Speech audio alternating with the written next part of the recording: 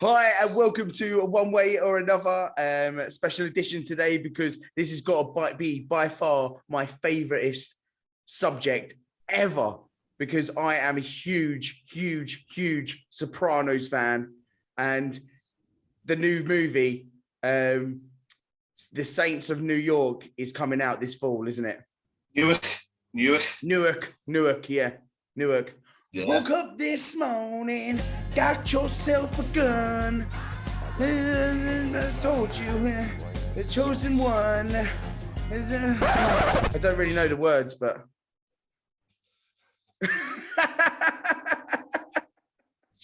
I've got friends who'll see this, you know.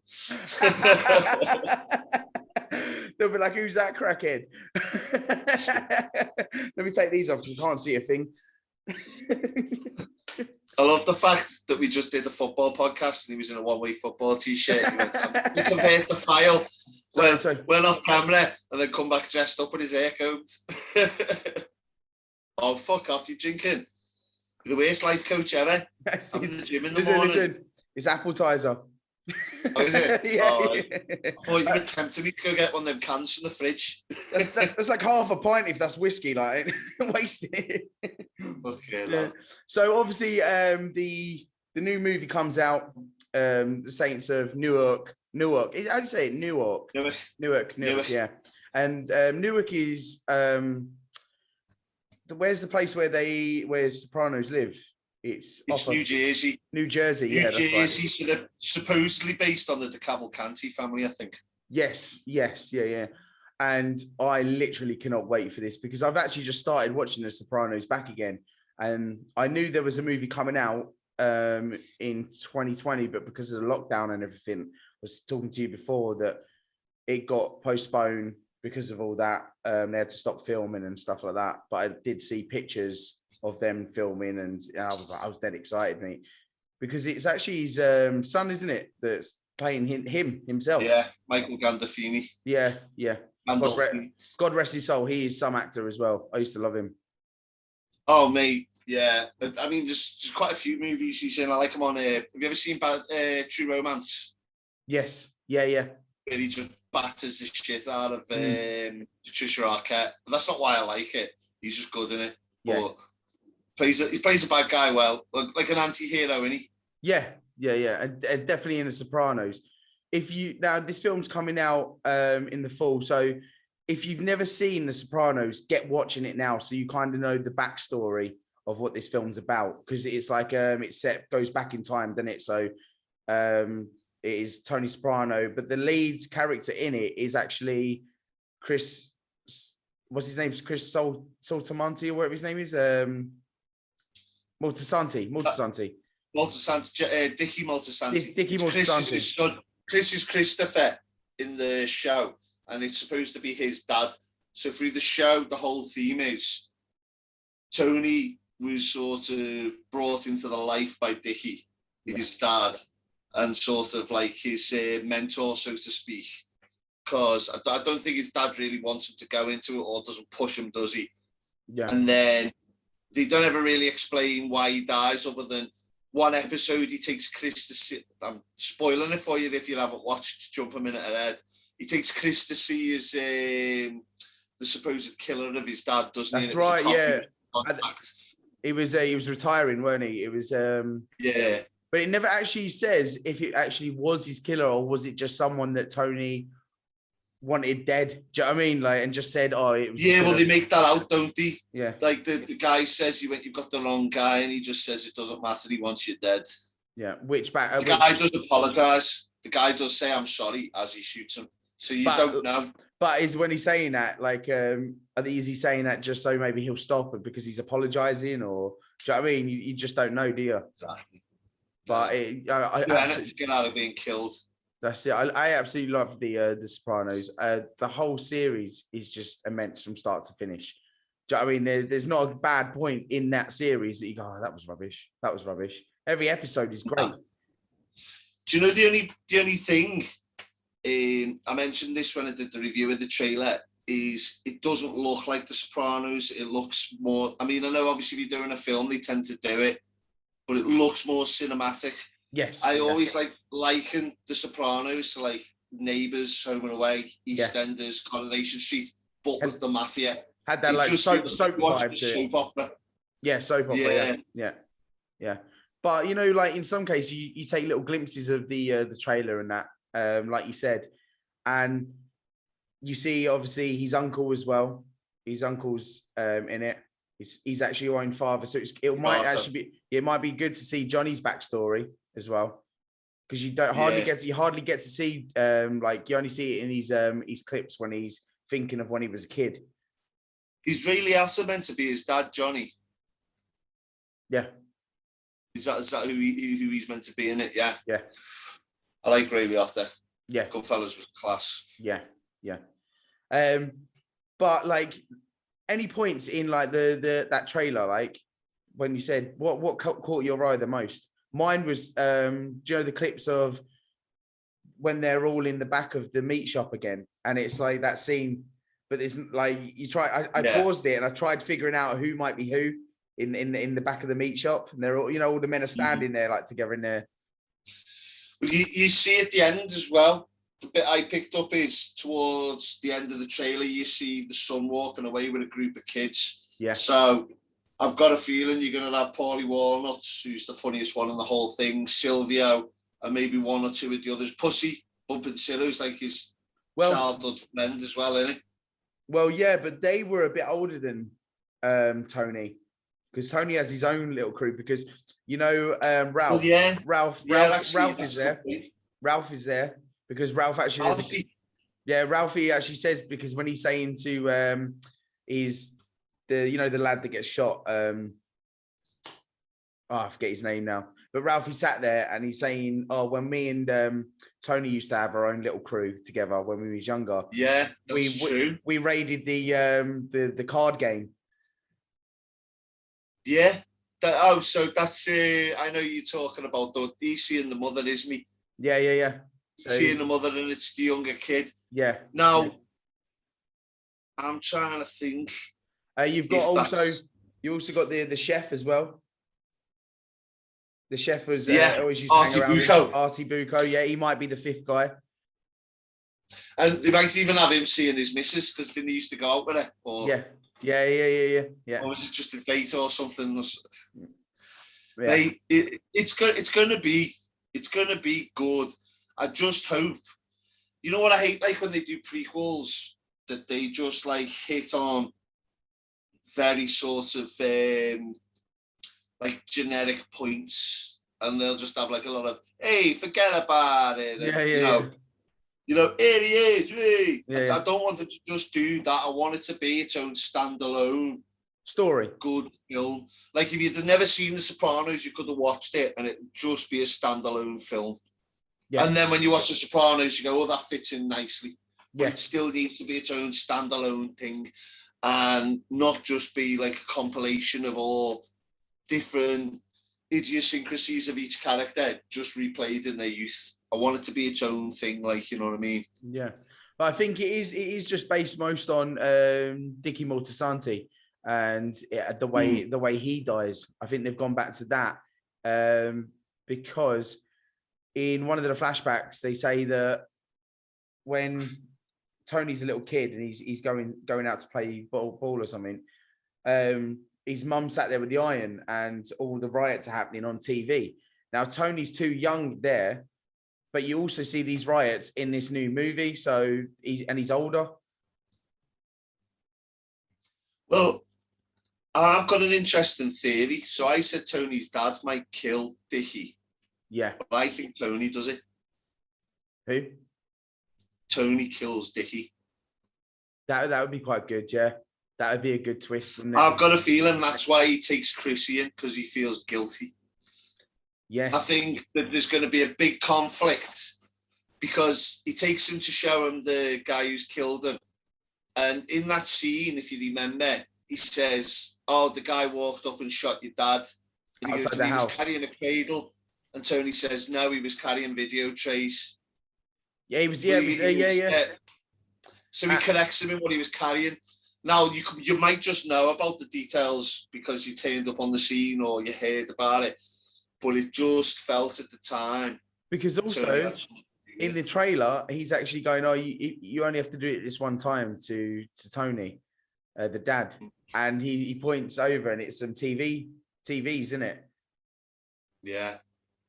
So, yeah. And you know what? Right. I'd seen this thing ages ago.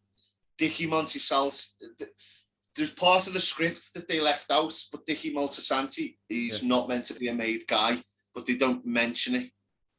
Right, or maybe they do mention it, but they also had in that he was meant to be. They mentioned that he's addicted to drugs because Christopher has a conversation with him. There's something else about him. There's something else about him that they say he's a bit of a scatterbrain and that he's a bit clutchy. That's why he doesn't get a maid. Yes, yeah. But all this time, if it was Tony that killed him, maybe he's been telling Chris, "Oh, your dad was a legend back in the day." You know, like bigging him up, just so Chris will never find out it was him that killed him.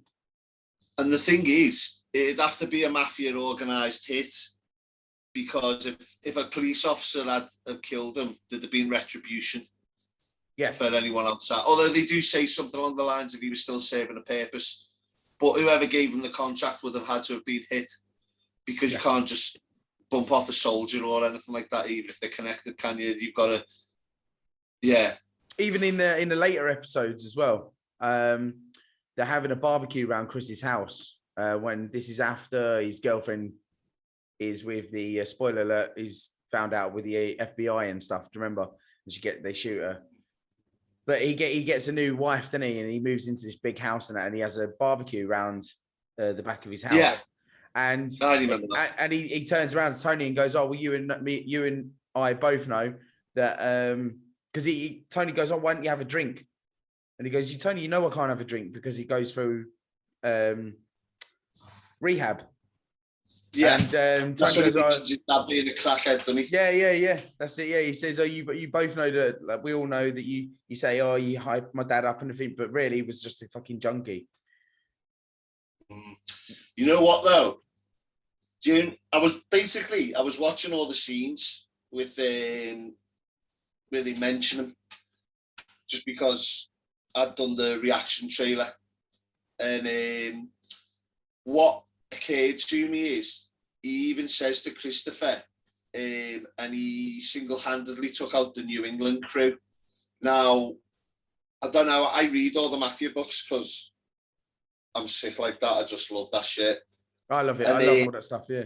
The New England crew is one or two things, and we all know it's not going to be, what was the guy's name that Johnny Depp just did the film? Whitey Bulger. It's not going to be him, because Whitey Bulger disappeared and eventually got arrested by the feds when they found him. But the other one is the Westies. Now, if you want to get yourself one of the most entertaining books ever, the Westies, mate. And they're Jimmy Coonan and Mickey Featherston. They're like just fucking psychos cutting up bodies and stuff like that. And there's a group in the Gambinos called Murder Inc., run by a fella called Roy DeMeo, where they're just murder for hire, and John Gotti and that used to use them and stuff. And they had a connection with them up in New England. And that's like, if that's where they go with that, it'd be good to see that in the film, that they go and fuck about with the Westies. If you actually again, that's from the series, not the trailer. The trailer shows more of the race riots in Newark in 67, is it? Yeah. So.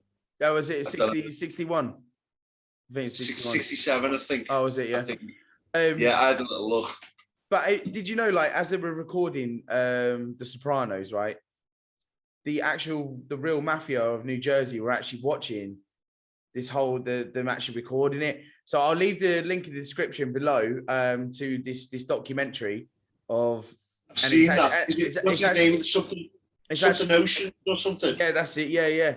And it's basically called The Real Sopranos, and it actually has tape, like recording tape evidence of them in a car going, "Well, these guys, you know, who do they think they are? Is this meant to be us? Blah, blah, blah." And they get really into it and they go, "Oh, I can't wait to see what happens." And they said, while they were filming this, the real New York, Jersey mafia are like in the background of the construction sites where they're filming and stuff. Actually, just stood there watching it. Yeah, yeah. Well, Paulie Walnuts is actually connected. Yeah, he's done time. He was in stuff like early on in Goodfellas and stuff like that. A few of the Scorsese ones, because they brought in real wise guys just to make it, yeah, sort of legit. If you ever like, there's a good guy who does podcasts, Michael Francesi, and he talks about all of them and reviews them all. Yeah, and he was he in Gambino? No, he was a Colombo family, and he was a capo. Yeah, he was a capo. Capo regime, and he's one of them. He's like born again Christian, Catholic, whatever, but mate, he's just whatever he can be just to stop himself getting hit. But yeah, he talks quite openly about some of the stuff as well. Yeah. Worth a watch. I love all them documentaries. I love listening. One thing I couldn't wrap my head around was obviously Gotti's like one of the biggest, leaders of all time, and that, and the bosses. But did you ever watch that Gotti film with John Travolta? Yeah, mate. There's an even older one which I thought was a bit better, but a bit dated probably now, with Armand DeSanti in. Did you think John Travolta played Gotti well? I just didn't think yeah?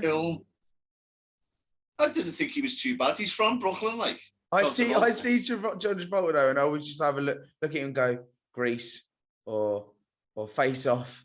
Or I mean, like I can't. Face Off was great. Yeah, it's a good film. Yeah. Not slagging Face Off, good film. But like, I just thought maybe they could have picked maybe a better role. He did play it well, but I thought maybe more of an American Italian vibe to the guy. Maybe, I don't know. He is though. Yeah, no, he is, but he doesn't. Brooklyn and that. But the thing was, you're picking one of the many people who have been in all the mafia movies otherwise, aren't you? You want to pick someone who you wouldn't expect. And he doesn't actually look in the film too far away from Gotti. The problem I always had with Gotti's story was, once you get over the killing of Paul Castellano, who was the guy who replaced Carlo Gambino, who basically was just a businessman. He wasn't into any of the killings. He just wanted to do everything by the book and try and take the whole thing legitimate. And the Gambino family was full of killers. And Gotti was just like, he went ahead and got him killed without fucking checking with anybody, or he just made moves and just killed him. There's like famous pictures of him outside a restaurant where he was going when they just ran up and killed him. But once you get past that, it's just sort of a demise. And after him going on about like not passing it on to family and stuff like that, and then he passes the family on to his son, it just, for me, it was a bit of a null and void. He was good. He was the Teflon Don and stuff like that, and his personality was always entertaining to watch. But if you read all the books, Philip Carlo does a few good ones. Tommy Patera, fucking psychopath. In fact, if you go on YouTube, right, the audio book is on Tommy Patera, The Butcher by Philip Carlo. And mate, he's that bad at like chopping up bodies and stuff like that. He's leaving medical kits all around New York. So if he ever kills anyone spontaneously or has to go and kill someone, he knows he's only X amount of miles away from a disembodiment kit. Like, he's like a proper little hitman. Leather bag full of fucking. But he's got like this high-pitched voice when he's a kid. So he learned karate and then went to Japan and like kicked everyone's ass. And he was just into not being a bitch because everyone used to bully him for his voice. And then when he came back, he was such a hard fella who wanted to murder people because he'd been bullied about his voice. The mafia just took him on, and he was just dead strict, no drugs, no drink, no nothing. And he was a capo in the Lucchese family. That is a great book. That sounds a bit like The Iceman. Yeah, well, The Iceman's by Philip Carlo as well. Yeah. But he's Polish. He's the only non-Italian to do hits for all 5 families. That's mental. He was a bit of a head case as well, weren't he? Like, he's very, when he talks, he's very. The book's better than the film. Yeah, the book's better than the film. Yeah. But have you seen the documentaries with the Iceman, like having interviews in that with him? He comes out of all the stuff and that, and he's just so bland and like, I just wanted to kill him. There's loads more in the book, mate. Right. Loads more in the book. Like, I don't want to spoil it for anyone who wants to read it, but like, it starts off with him going on about they wanted some guy to suffer, so he puts him in the caves in the, what are they called? The big parks where it's all cut off. What's it called? Like a conservation site type thing. Oh yeah. National park. Yeah. Puts him in the cave and he just lets the rats eat him. And he's got a porno business on the side, so he just puts a camera up and just like films it for days, coming back to change the footage until it's like boom, and then gives it to the guy. And he's like, "Wow, I wanted him to suffer, but yeah, well done." And he was going on saying he was dipping a guy's legs in Miami into the sea, and sharks were biting him, and then he was taking them out where the lump of flesh had gone and just packing it with salt into the wounds and that, like. Oh. And lad, I could murder someone dead well after reading that book. Like, he had this thing about gay people, and he'd seen this fella, it's something to do with a rent boy on the side of the road, and he killed him. And he said, and I was lucky I had this knife on me because I just whipped his stomach open, stabbed all his lungs and his stomach in, because he said when you throw them into the river, that's what fills with gas. So I just stabbed all of that out, cut it out, and then just threw it in first. And I love the way he's so bland about it as well. Just cut it out, you know. Yeah. But all the way through like the 70s and the 80s, he was just practicing killing people, because he was saying, I just think one night I want to go see if I can kill someone with this crossbow. You go find a tramp under a bridge, and he said there's no CCTV and no one gives a shit in New York in them times whether a tramp or a prostitute dies, because they've got no family that really care. And it could be just another tramp killing them.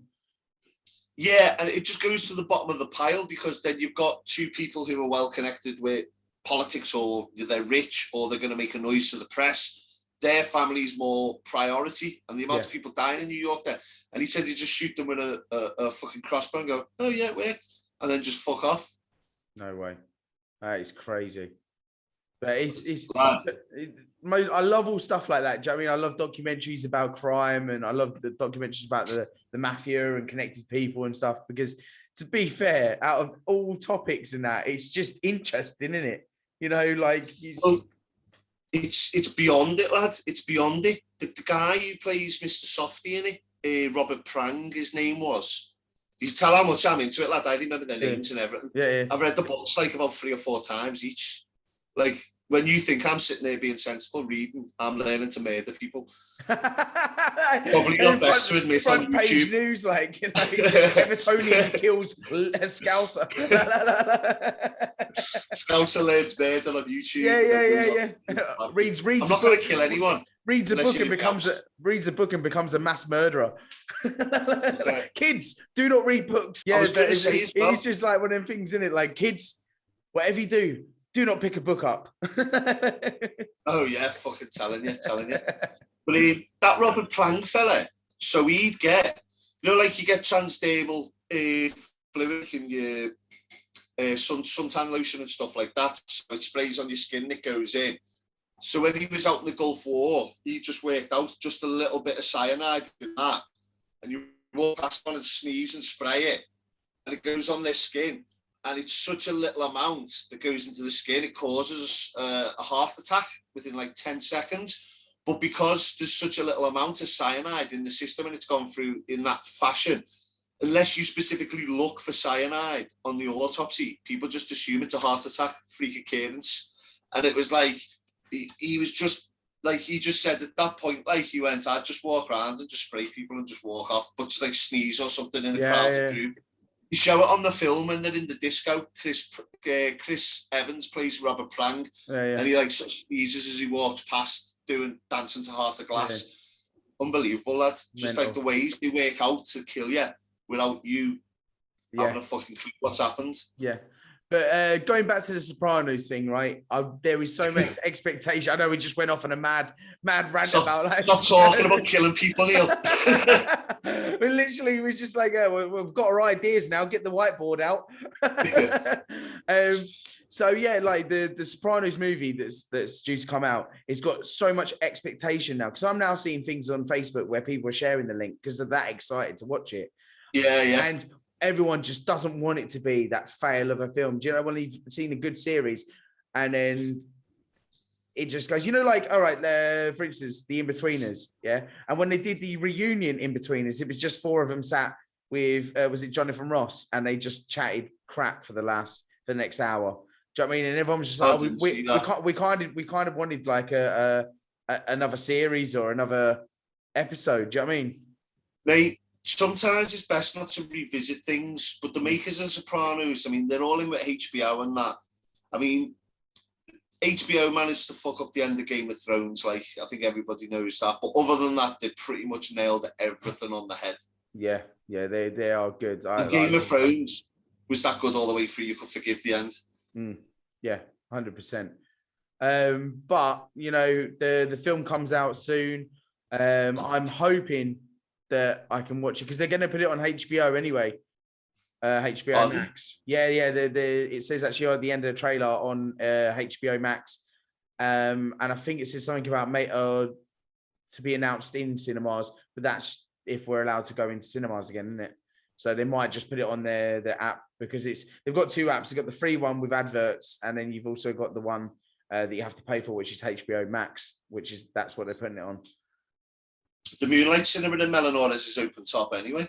Yeah. This was just beer garden. Yeah, watch that, yeah. But yeah, I think we can wrap it up there. We've gone through the Sopranos film. We've gone through the Sopranos. We've gone through all the murderous people in New York and Neil's mind. And Neil's mind, yeah.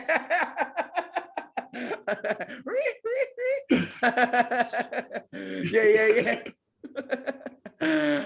Neil, mate, I'll catch you probably on Saturday. You've got to watch out for Saturday because we're going to have more trending topics that we're going to be talking about, and it will be a longer video as well because we'll have much more to talk about. And I'm going to be filming the struggle of educating Neil on Saturday. That is one I can't wait to look out for either. I literally cannot wait for that. Just to wet your taste buds, if anyone, especially if they went to school with me, I've got my old ethics and philosophy teacher from school who hates me enough to like try and ignore me in the street and that, but has agreed to come on the podcast to try and re-educate me. I've been picking a subject every now and then, maybe every month or something. have a sensible debate. Well, let's all just hope he doesn't make you pick up a book, mate. Yeah. Like, what'd you What's say? the topic this week, Neil? Nice. No, that should be entertaining in the fact that some of his facial expressions when he has to deal with my ideas. Have you got a little bit of a expectation hint maybe of what was to come on Saturday? What's some of the trending things that we may be talking about on Saturday? Have you got any? I know the Bill Cosby thing's maybe one of them. Yeah, one of the things is though, I don't think you're allowed to talk about half of the stuff what Bill Cosby is accused of doing. I mean, apparently did, but then got told he didn't do. Yeah. And to be honest with you, it's one of them. I don't want to put a video on that just gets banned 5 minutes later because I think I've looked at a few of them there and they're not even telling you exactly what's being done because, unless you're the news, you shouldn't really be talking about things like that. I don't know. I'll have a look into that beforehand, but he's Bill a bad man, isn't he? I don't know. It depends on why they freed him, whether it's some sort of loophole or deal being done was what they suggested. I don't really even know why he was famous. The Cosby Show is shit, but what do I know? Yeah. I love the way the Cosby Show was shit. It was just like. Any other things that have been trending that's caught your eye? All the fights and stuff in the football we'll do on the separate shows. I don't know really. I tend to just go and have a look, and then go for it. I can't read a newspaper without reading about some sort of Black Lives Matter issue, but I don't want to touch that with a barge pole because I don't know enough about it. Yeah. And I've never really walked in their shoes, so I don't feel like that it's my position to talk about that. So there is one thing that we haven't talked about, though, that we can talk about on Saturday, and that is the Hancock thing, obviously getting sacked. Yeah, I don't mind. I love slagging them off. Yeah. Yeah. And that, anybody who thinks that I'm not, no, I really am. Slagging them off. Yeah.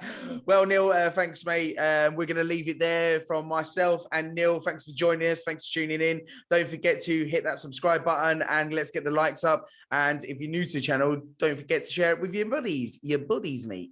So, yeah. Cheers, mate. See you later, pal. All right. See you later, man.